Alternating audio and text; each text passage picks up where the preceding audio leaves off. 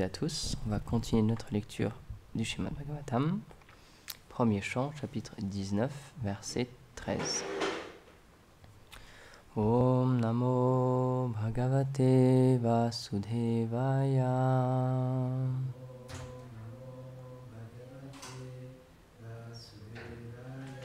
Om Namo Bhagavate Vasudevaya.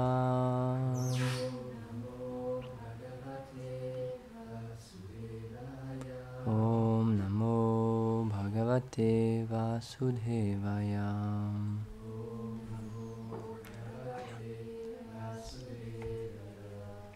Rajo Vacham Aho Vayam Danyatamanripanam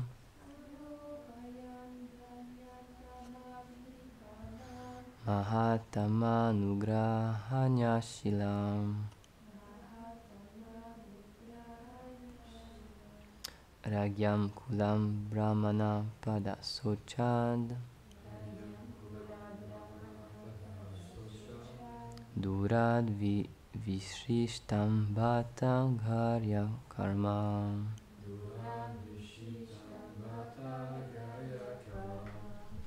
Traduction. Le roi dit: Ah, je suis suprêmement béni, car je suis devenu un objet de votre miséricorde, vous qui êtes des âmes exaltées. À cause de certains de leurs actes blâmables, les représentants de l'ordre royal, les kshatriyas, ne sont pas dignes de s'asseoir dans un lieu où se trouvent de grands brahmanas, même dans les lieux où ils se lavent les pieds. Commentaire. Le roi explique ici l'appréciation qu'il a pour la compassion que les sages ont envers lui. Généralement, ceux qui désirent se libérer de ce monde et atteindre la demeure du Seigneur ne s'associent pas avec les rois et les êtres attachés aux richesses matérielles et aux plaisirs des sens. Leur association est semblable à du poison. En effet, on prend les qualités et les défauts des êtres avec qui l'on s'associe. Une mauvaise association est donc une cause d'une chute spirituelle. Ainsi, un spiritualiste doit garder une distance avec les êtres attachés aux plaisirs des sens, s'il ne veut pas rencontrer de problèmes dans sa vie spirituelle. C'est pourquoi les sages ne permettaient pas à des rois ou à d'autres matérialistes de rester dans les lieux où ils résidaient, ou même dans les endroits un peu plus éloignés où ils se lavaient les pieds. Mais dans le cas de Parikshit, celui-ci était un pur dévot du Seigneur, et les sages avaient développé un grand désir d'être dans son association. Om Gyana Timirandasya Gyanam Jalam Shalakaya Chakshurunmilitamena Tasmai Shri Gurave Namaha. Jai Shri Krishna Chaitanya Prabhu Nityananda Shri Advaita Gadadhar Shivasadi Gaura Bhakta Vrinda. Hare Krishna Krishna Krishna Hare Hare Hare Rama Rama Rama Hare Hare. Namam Vishnu Padaya Krishna Prashtaya Bhutale Srimate Bhaktivedanta Swamini Namine. Namaste Saraswati Deve Gauravani Pracharine Nirvishesha Shunyavadi Paschachade Shatarine Panchakalpa Tarubhyascha Kripa Sindhubhya Evacha Patitanam Pavanebhyo Vaishnavebhyo Namo Namaha.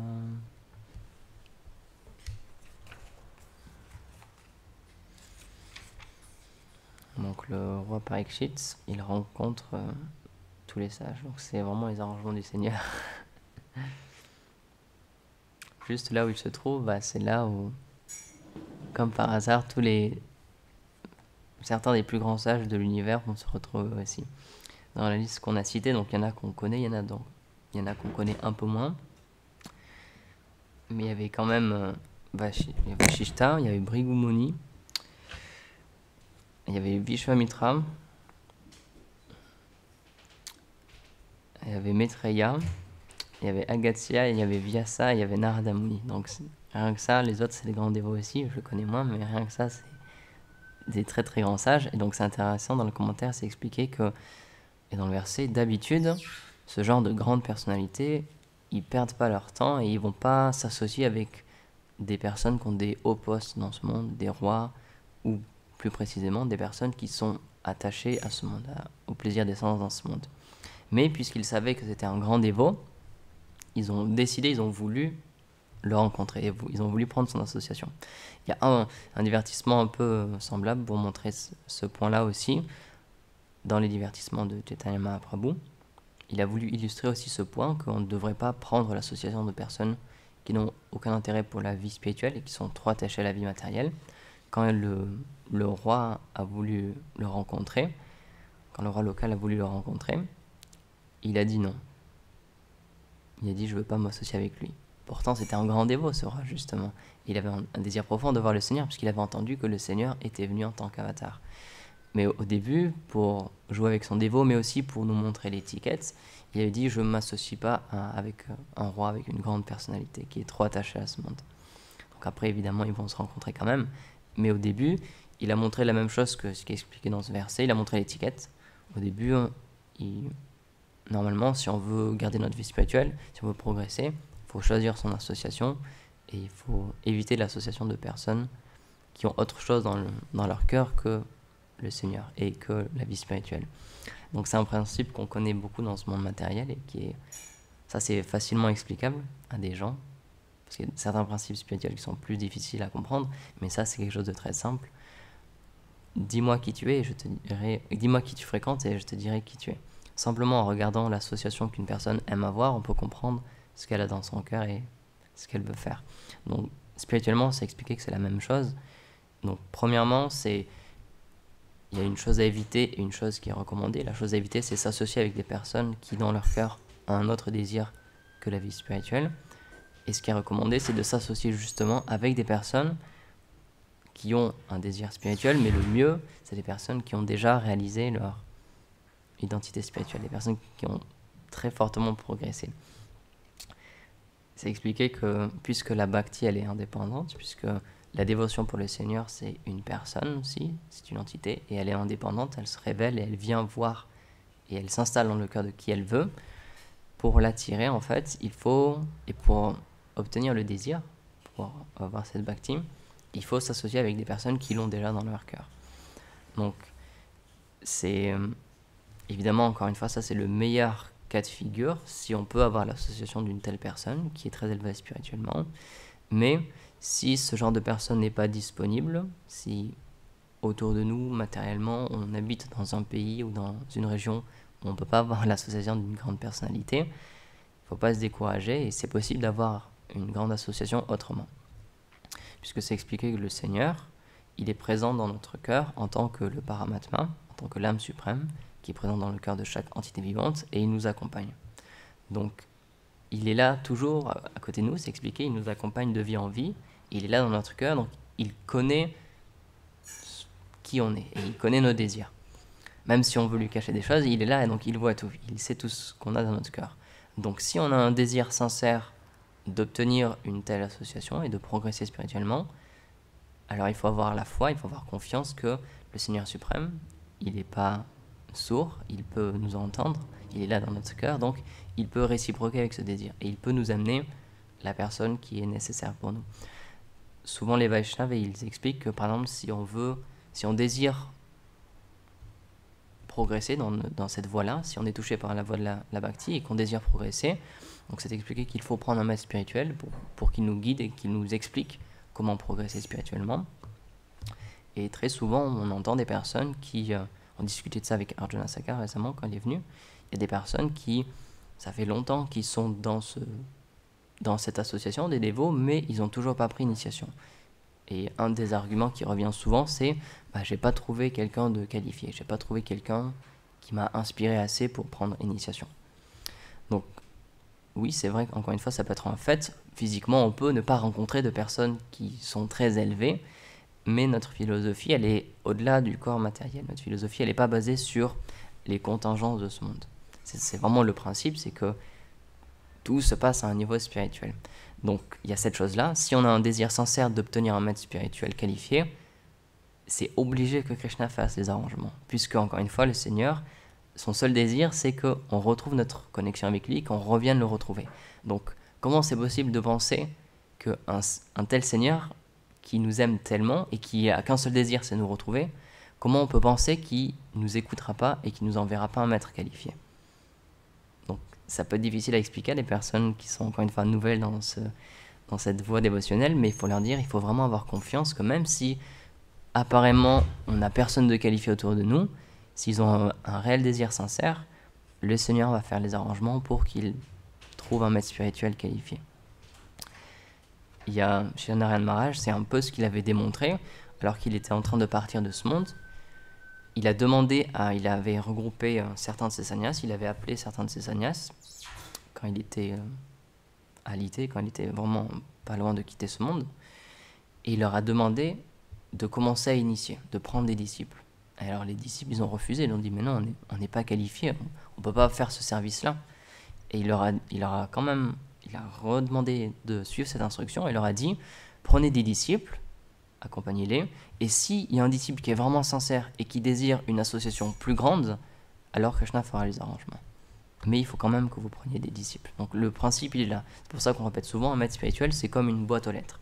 C'est quelqu'un qui est transparent, c'est quelqu'un qui, normalement, si c'est un véritable maître spirituel authentique, même s'il n'est pas très avancé spirituellement, c'est pas grave, puisque il agit comme un outil, il agit comme un moyen de communiquer avec le Seigneur suprême. Donc, il y a cette mauvaise compréhension qu'il faut assez vite écarter dans le vie spirituelle, c'est que même si on dirait qu'il y a des gens qui ne sont pas qualifiés autour de nous, on peut quand même progresser. Krishna fera quand même les arrangements. C'est l'histoire que Gurudev répète souvent, c'est que quand il a commencé dans le service de dévotion, historiquement, il est arrivé à une période et il a été dans l'association de gens qui avaient une foi spirituelle très sectaire, on peut dire, et du coup qui critiquaient beaucoup d'autres Vaishnavas. Et donc lui, dans son cœur, il sentait que c'était pas bon et il avait du mal avec cette association-là. Et donc il est parti de cette association, de ces dévots-là, mais il expliquait, il se sentait tellement en séparation, il se sentait tellement mal, il a compris que même si les dévots ne sont pas parfaits, le Seigneur, il est parfait. Et donc il est revenu dans l'association des dévots, et grâce à ça, il a continué à progresser. Donc encore une fois, c'est un très bon exemple pour nous montrer que rien matériellement ne peut arrêter la bhakti, c'est impossible. Peu importe la situation dans laquelle on est, peu importe ce qu'on a fait dans le passé, tout ça, encore une fois, c'est extrêmement temporaire. Donc, il ne faut pas s'arrêter à ces choses-là. Ça peut être le mental qui nous joue des tours aussi, qui nous dit, ben, non, de toute façon, dans cette vie, tu ne progresseras pas, ça ne sert à rien, arrête, tu continueras dans ta vie prochaine, c'est pas grave, fais pas trop d'efforts, dans cette vie, de toute façon, c'est pas grave, tu n'y arriveras pas. Tout ça, c'est juste le mental, en fait, qui essaie de nous tricher. C'est impossible, encore une fois, la bhakti, elle est spirituelle, elle est au-delà de ce monde, elle est indépendante. Donc, peu importe la personne, elle peut se révéler à qui que ce soit. Peu importe ce qu'elle a fait, peu importe si elle est qualifiée ou pas, si elle choisit de se révéler, alors elle apparaîtra. C'est pour ça que, encore une fois, dans toutes nos écritures, dans le Srimad Bhagavatam, dans le Chaitanya Charitamrita, dans les divertissements de Mahaprabhu, il y a des tonnes d'histoires où c'est des gens extrêmement inqualifiés ou alors extrêmement pécheurs qui reçoivent une miséricorde spéciale et qui développent le bhakti. Donc ces exemples-là, encore une fois, il ne faut pas les oublier, il faut vraiment comprendre qu'ils ne sont pas là juste pour faire joli et juste pour être comme des histoires. C'est vraiment comme ça que ça se passe. La bhakti, elle se manifeste lorsqu'on obtient la miséricorde. Et donc, par définition, la miséricorde, elle est donnée à ceux qui le méritent le moins. Parce que sinon, ce n'est pas de la miséricorde, sinon c'est du mérite.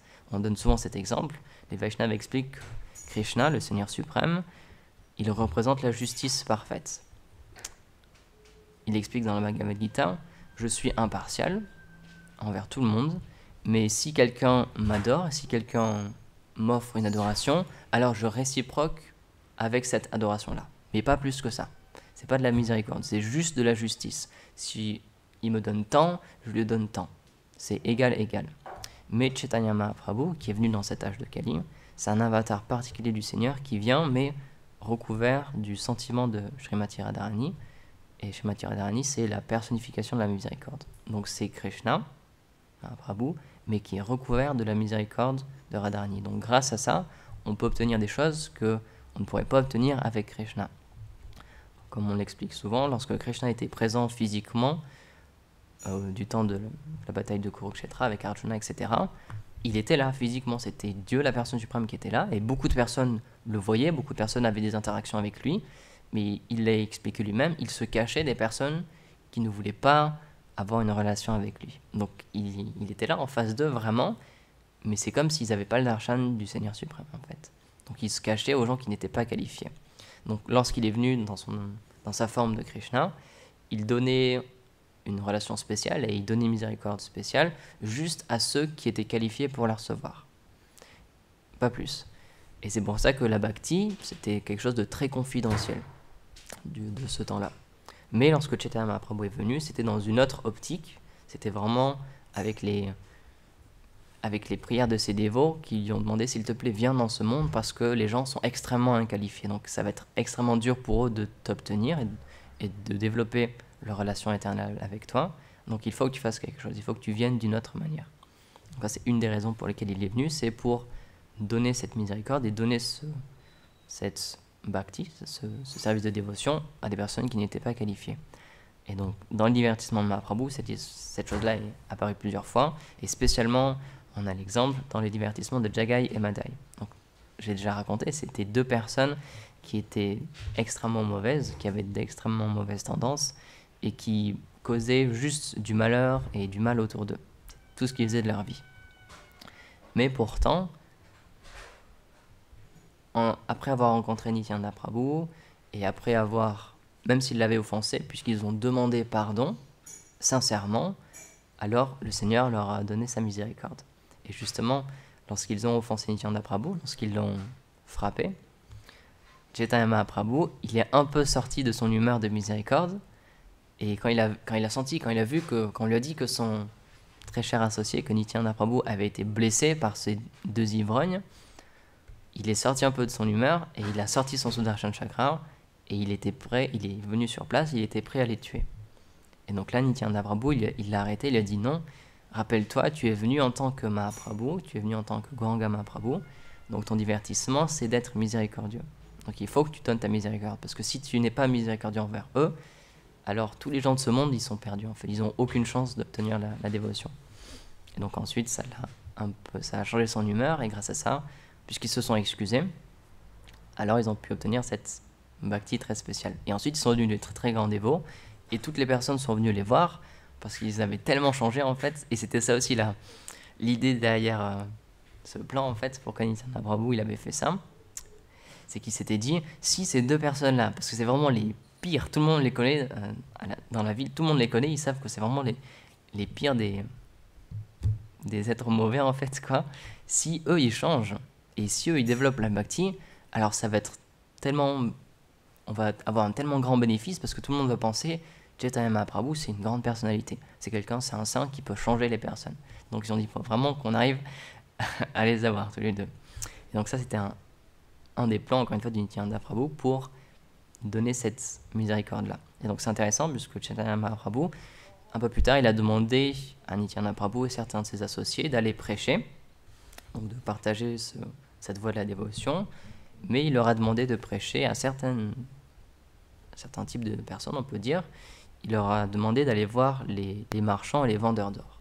Et donc, à cette époque-là, c'était, dans la société védique, c'était considéré comme le plus bas, en fait, parce que c'était des tricheurs, c'est des personnes qui ils utilisaient beaucoup l'argent et c'était un peu mal vu. Et donc, dans la société à l'époque, c'était considéré comme les personnes les plus basses, les plus inqualifiées et avec lesquelles on ne devait vraiment pas avoir d'association. Et Chaitanya Mahaprabhu, il avait conscience de ça, il avait conscience de l'étiquette de l'époque, donc il a demandé spécialement à Nityananda Prabhu et certains de ses associés d'aller prêcher à eux et d'aller leur donner la dévotion pour leur montrer que n'importe qui, peu importe la situation dans laquelle il est maintenant, n'importe qui peut obtenir cette dévotion-là. Peu importe dans la famille dans laquelle on est né et l'environnement dans lequel on est né, ça n'altère pas notre âme puisque, comme l'explique la Bhagavad Gita, c'est juste une question de karma. Le corps qu'on a en ce moment et la famille dans laquelle on a pris naissance, que ce soit une grande famille ou une petite famille, que ce soit comme ces personnes-là, des personnes qui sont considérées comme bas dans la société, peu importe, puisque c'est juste dû à nos activités passées. Donc c'est juste, ça va changer, dans notre vie future, on aura une autre vie, on aura une autre famille, on aura un autre titre, et donc notre âme, elle restera inchangée par ces choses-là. Et donc c'était vraiment pour accentuer ce point et montrer que peu importe extérieurement à qui on ressemble ou à quoi ressemble notre corps, on peut obtenir la bhakti, puisque c'est la nature éternelle de notre âme. Et donc c'est intéressant de noter que Srila Prabhupada, il avait une connexion particulière quand même aussi avec Nityananda Prabhu, puisque c'était expliqué que lui-même, en fait, il est né dans ce genre de famille, qui descendent de ces familles-là, de ces marchands-là, et ils avaient une adoration particulière, en fait, envers les associés de Nityananda Prabhu et de Nityananda Prabhu aussi. Et comme l'a révélé Bhakti Sridhar Maharaj, il expliquait que Srila Prabhupada, c'était Nityananda Avesh. Il était mis en pouvoir et parfois c'était le Seigneur Nityananda qui faisait ses divertissements en fait dans le corps de Srila Prabhupada. Donc il y a une connexion très particulière quand même entre Srila Prabhupada et Nityananda Prabhu. Donc pour revenir à l'histoire, donc ici les sages ils nous montrent cette chose-là et ils montrent que en fait il ne faut pas s'arrêter à l'aspect externe. Donc là c'était un grand roi. Et comme c'est expliqué, d'habitude, les sages, ils ne s'associent pas avec les grands rois. Et au contraire, ils les empêchent d'avoir leur association. Parce qu'ils ne veulent pas être contaminés par leurs pensées et leurs désirs. Mais là, c'est de eux-mêmes, en fait, puisque par Parikshit, il était là, il avait choisi de rester près du Gange, puisque c'est un lieu saint. Ils ont décidé de venir pour obtenir son association. Parce qu'ils avaient conscience que c'était un grand dévot et que même eux, ils allaient bénéficier de son association. Donc, comme l'expliquait Maharaj dans une classe précédente, c'est expliqué que les lieux saints sont très importants, ils peuvent nous permettre de progresser, mais les Vaishnavas, les grandes personnalités, en eux-mêmes, c'est des lieux saints. Et encore plus que ça, même eux, en fait, ils purifient les lieux saints en eux-mêmes. Il y a une histoire, un divertissement que j'avais déjà raconté, je ne me rappelle plus en détail, mais c'est Nanda Maharaj, il avait ce désir-là aussi de faire un pèlerinage et d'aller dans les lieux saints, pour obtenir des bénédictions et pour pouvoir apporter la bonne fortune pour sa famille et sa dynastie. Et donc il avait ce désir-là d'aller faire un pèlerinage dans les lieux saints. Et donc le jour où il allait partir, donc il a dit cette chose-là et donc il a demandé à ce que tout soit prêt pour le voyage. Et donc Mère Yashoda, elle a commencé à faire des grandes préparations pour le voyage, à cuisiner beaucoup de préparations pour le voyage qu'allait faire Nanda Maharaj. Donc Krishna, quand il a vu ça, il allait voir Mère Yashoda, il a dit « Mais qu'est-ce que tu fais? Pourquoi vous cuisinez autant? Qu'est-ce qui se passe ?» Et donc il lui a expliqué « Ton père, il va aller faire un pèlerinage dans les lieux saints, donc on cuisine pour ce voyage-là. » Et donc Krishna, il n'a pas compris, il a dit « Mais ça sert à quoi d'aller dans les lieux saints? On est à Vrindavan ici, il y a déjà tout qui est ici. » Et donc, bon, c'était difficile à comprendre pour eux, donc ils ont dit « Oui, t'es un enfant, tu comprends pas trop. Demain, Nanda Maharaj, il va partir. » Et donc le lendemain, lorsque Nanda Maharaj, comme tous les jours, il allait faire ses ablutions, il s'est déplacé donc au kund où il fait ses ablutions tous les matins. Et là, il a vu plein d'entités qui avaient une très grande aura en fait, qui était brillante, qui était tout autour du lac. Et donc il a trouvé ça vraiment étrange, il n'avait jamais vu ça. Pourtant il venait là tous les matins, il n'avait jamais vu ces personnes-là. Et donc il est allé approcher une de ces personnes qui avait un corps effulgent, qui brillait énormément. Et donc il a demandé, s'il te plaît, qui es-tu? Je ne vous ai jamais vu ici, qui es-tu? Et donc cette personne-là, elle lui a répondu, je suis Prayag. Et donc Prayag, c'est l'endroit où lui, Nanda Maharaj, voulait aller. C'est un endroit extrêmement saint, où il y a différentes rivières saintes qui sont présentes, et c'est expliqué que c'est un endroit de très bon augure. Et donc il a dit, je suis Prayag. Et à côté de lui, il a vu beaucoup de très belles femmes qui étaient pareil en train de se baigner dans ce lac-là. Et donc il allait les voir et leur a demandé mais qui êtes-vous? Et donc chacune, elles ont commencé à énoncer leur nom. Et donc il y en a une qui a dit je suis la Yamuna, je suis Gangotri, je suis Kaveri. Et en fait elles ont toutes donné des noms de rivières saintes. Et donc il a compris en fait que tous les lieux saints personnifiés, ils étaient venus dans ce lieu-là. Et donc Prayag, il lui a expliqué en fait tout au long de l'année, tous les pèlerins et tout le monde, ils viennent dans nos eaux et ils déversent tous leurs péchés dans nos eaux. Donc nous, ce qu'on fait, c'est qu'une fois par an, on vient ici, on vient à Vrindavan, dans ce kund-là, pour pouvoir obtenir la miséricorde et pour pouvoir se débarrasser de tous ces péchés-là, en fait. Et donc Nanda Maharaj, il a compris que, effectivement, comme Krishna l'avait dit, il y a tous les lieux saints qui sont présents à Vrindavan, et c'est l'endroit que même les lieux saints personnifiés désirent se rendre en fait, puisqu'ils ont conscience que c'est encore plus élevé que leurs propres eaux. Donc Nanda Maharaj il a compris, et donc il a annulé le voyage et il est resté à Vrindavan. Donc voilà, on peut prier pour que ce soit physiquement ou mentalement, pour qu'on ait la chance de visiter ou d'avoir un darshan de ces lieux saints, et plus spécialement de Vrindavan. Donc c'est pour ça que Rupa Goswami l'explique, je crois que c'est le 64e principe dans le service de dévotion, c'est de vivre dans un lieu saint. Et donc il explique, si on ne peut pas, dans le nectar de l'instruction, Prabhupada le rappelle, si on ne peut pas vivre physiquement là-bas, c'est pas grave, faut pas s'arrêter sur cette chose-là, faut pas se dire, ah ben voilà, j'ai pas de chance, il y en a qui vivent en Inde et ils sont plus fortunés que moi je vis en France ou au Canada ou peu importe. Il faut pas penser comme ça, il a dit, si on peut pas y résider physiquement, alors on peut y résider mentalement. C'est juste une disposition, c'est juste un état d'esprit, mais si on décide, ça peut être une sadhana qu'on peut avoir le matin, de se dire, de se projeter, de se dire, voilà, je vis dans ce lieu-là, on peut développer une réelle connexion avec ce lieu-là. Donc encore une fois, ça montre bien que la bhakti, elle dépend absolument pas matériellement de ce qui peut se passer. Donc voilà, je vais m'arrêter ici. Est-ce qu'il y a des questions, des commentaires? Jai Shrimad Bhagavatam ki jai, Srila Prabhupada ki jai, Gaur Premanand.